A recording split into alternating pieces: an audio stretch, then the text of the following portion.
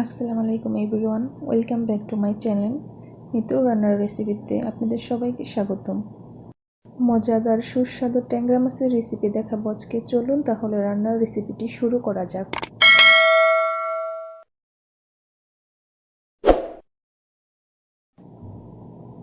আমি এখানে বড় বড় ট্যাংরা মাছ নিয়েছি, লবণ দিয়ে ভালোভাবে ধুয়ে নিয়েছি। এখন মাছগুলো লবণ হলুদ মরিচ দিয়ে মেখে নিব, ভাজবো মাছগুলো।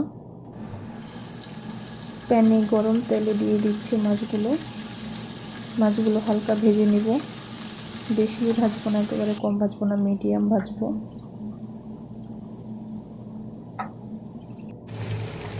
আমার মাছগুলো ভাজা শেষ। গরম তেলে এখন আমি পেঁয়াজ দিয়ে দিচ্ছি রান্নার জন্য। পেঁয়াজগুলো নেড়ে চেড়ে নিচ্ছি তেলের সাথে। লবণ দিয়ে দিচ্ছি 1 চামচ, মরিচের গুঁড়া 1 চামচ, হলুদের গুঁড়া 1 চামচ, ধনিয়ার গুঁড়া 1 চামচ, জিরার গুঁড়ো 1 চামচ। সবগুলো মেখে নিচ্ছি একসাথে মশলাগুলো। আদা রসুন দিয়ে দিচ্ছি 2 চামচ। আমি একসাথে বেটে নিই সবসময়। সবগুলো নেড়ে চেড়ে নিচ্ছি একসাথে। আদা রসুন আপনারা চাইলে আলাদাও দিতে পারেন, আমি একসাথেই বেটে নিই সবসময়। আমার মশলাগুলো ভালোভাবে কষানো হয়ে গেছে।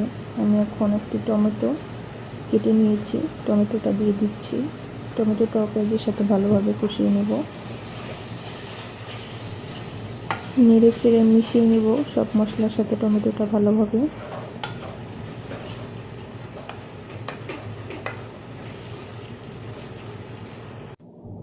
হালকা একটু পানি দিয়ে দিয়েছি।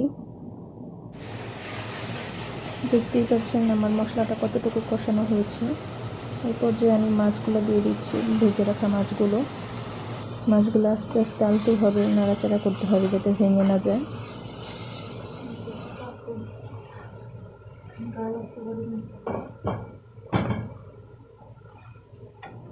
মশলার সাথে মাছটা কষানোর জন্য আমি হালকা পানি দিয়ে দিচ্ছি।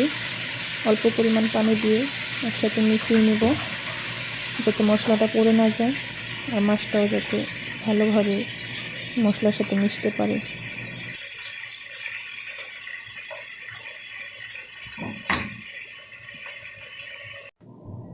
আমার তরকারিতে বলক চলে এসেছে, দেখতেই পাচ্ছেন।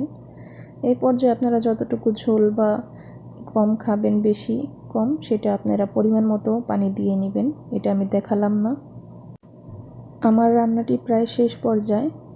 এতটুকু ঝোল থাকা অবস্থায় আমি এখানে কাঁচামরিচ ফালি করে রেখেছিলাম, সেগুলো দিয়ে দিচ্ছি।